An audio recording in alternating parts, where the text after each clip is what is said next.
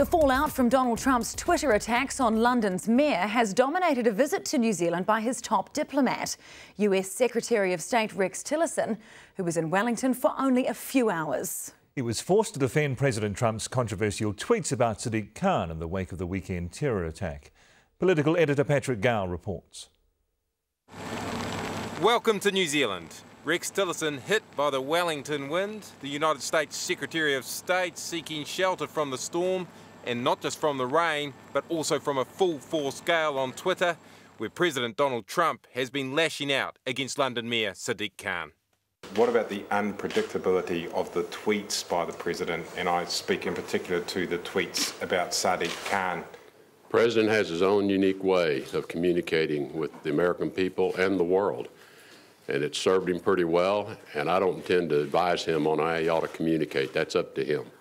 Unique is one word for it. President Trump used Twitter to criticise Sadiq Khan's response to the London Bridge terror attacks, saying at least 7 dead and 48 wounded in terror attack, and Mayor of London says there is no reason to be alarmed. And pathetic excuse by London Mayor Sadiq Khan, who had to think fast on his no reason to be alarmed statement. These Trump tweets have gone global, but, and this will seem strange, Bill English claiming that he has not seen them. What are your views on Donald Trump's unpredictable Twitter storms? I actually haven't seen those tweets, so I can't comment on. You haven't seen the tweets? No. I'm looking at the, one last question. For most people, the tweeting is a symbol of a presidency in crisis. Yet the Prime Minister did not raise any concerns whatsoever about President Trump's leadership style. I don't think it's our position to comment on the way the elected leader of another country conducts his business. We wouldn't expect him to be raising issues about my Facebook. Andrew Little taking a totally different approach. The opposition leader using his FaceTime to tackle the Donald head-on. I think it is right to say, you know what, but right now you've got a president that is kind of doing some weird stuff, and this is not right.